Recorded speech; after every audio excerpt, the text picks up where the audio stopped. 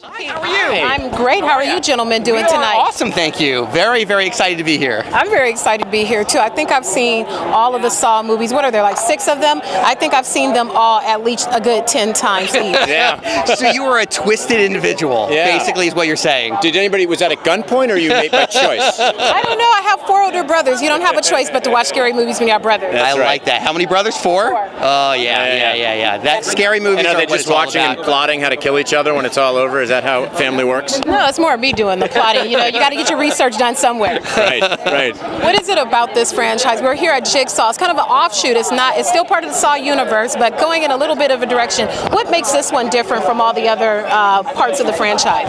Well, we're really looking at this movie as being, they call it a soft reboot, but it's really a way of taking what makes Saw incredible and what makes it special and seeing it in a new way. The Spirit brothers who directed the film, they are incredible. They make it look visceral and real.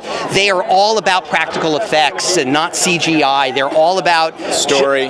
Story. I mean, it needed to go in a new direction. That's all. And you think to yourself, this is such a good idea. Why don't we just take this idea but put it into a different storyline? You know, so the ideas, the theories and espousing of Jigsaw is all still there, but with in a different way. You know. There are some wild, diabolical murder scenes, and I'm sure this movie is no exception. How much time does it take to say, okay, I'm going to get them, and I'm going to put their head in a box, and then some spikes are going to pop out, and then there's some ammonia is going to fall down, or how long does it take to really pin these intensive murder scenes?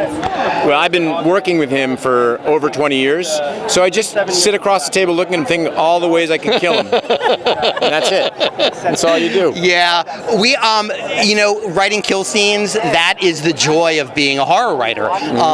We have, characters are so important and dialogue is important, but as a horror writer, the idea of figuring out creative and cool ways to murder somebody, that's what it's all about. And it's also, I think that the big misconception with people who don't get horror and all that is for people who like horror and writers, it's fun. Like, it's not, there's a sick detachment among the horror community that it's just fun. I mean, it's not, we don't look at it as this horrendously dark thing, but sort of, oh my God, look at the way he killed him. You know, it's... Yeah. For us, it's the same thing as riding a roller coaster. You ride a roller coaster to feel scared, to feel petrified, to feel like you're going to die, and you don't. And that's the same reason that we love to go to see horror films and to write horror films. So real quick before you guys head in, what's one murder scene that didn't make it and ended up on the cutting room floor? Come on, I know we have one of these. Well, the car going down the road with a body attached. Yeah. We had one where a guy is trying to get away from a car that it's not in the film. He's handcuffed to the car, and then he goes down the hill, and then you're running. There's a person following to see if they're alive at the bottom, and when the car crashes into a tree, the head I think just keeps rolling. Is that what we did? Yeah, something like that. Yeah. I think that was it. Yeah. That's not it exactly, but it was something like that. The original silo scene that's in the movie right now,